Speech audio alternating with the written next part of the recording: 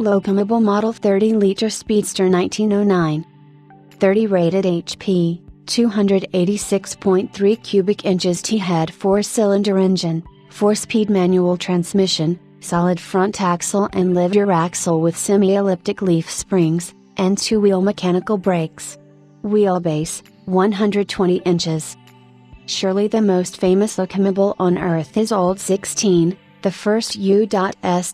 built car to win a race of world renown with its victory in the 1908 Vanderbilt Cup contest on Long Island. It was originally built for the 1906 Vanderbilt race, where it was piloted, as number 12, by Joe Tracy. It won the elimination race and had the fastest lap time of any entry, but, in the main race, tire trouble and a muddy course consigned Tracy and the Locomobile to finish 10th. French driver Louis Wagner took the sport's first checkered flag in a derrick. There was no Vanderbilt Cup race in 1907, as a melee broke out in the crowds at the 1906 event, resulting in the death of a spectator. For 1908, race promoter William Willie K. Vanderbilt too had completed a private highway, the Long Island Motor Parkway, which provided a safer course for the race and also opened up Long Island to greater development. The 2-year-old Locomobile was brought out of retirement and renumbered as 16. This time George Robertson took the wheel, setting a furious pace and winning the race with a new record average speed of 64.3 miles per hour. Old 16 spent much of its later life with renowned artist Peter Helk, and it is currently in the collection of the Henry Ford in Dearborn, Michigan. Unlike Studs and Mercer, whose Bearcats and Raceabouts became legends in their own time, Locomobile never offered a speedster to the public. However, the lore of Old 16 inspired many to create their own, particularly in the 1930s and 40s, when cars with derelict bodywork were fairly plentiful.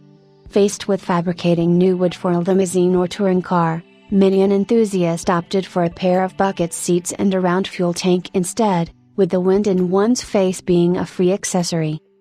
This car has been known in the hobby for some 60 years. It bears a second prize brass plaque on the dashboard, from the 50th anniversary celebration of that famous 1908 Vanderbilt race, which was held on October 25, 1958, at Old Westbury, Long Island. Photos taken around that time show it in its current configuration. It is not known who did the skillful and sympathetic speedster conversion, but it owes much to the Bearcat and Raceabout meme, as it has a monocle windshield, brass lighting, a center-mounted Rushmore spotlight, gas headlights, and kerosene side lamps. The leather upholstery is removable and in excellent order.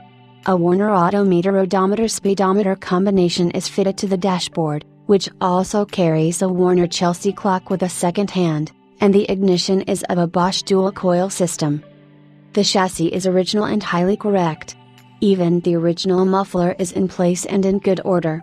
It rides on Firestone non-skid tires, with dual spares at the rear. The car has recently been detailed, with its bright brass giving a visual highlight to the dark blue paint, which is accented with white pinstriping.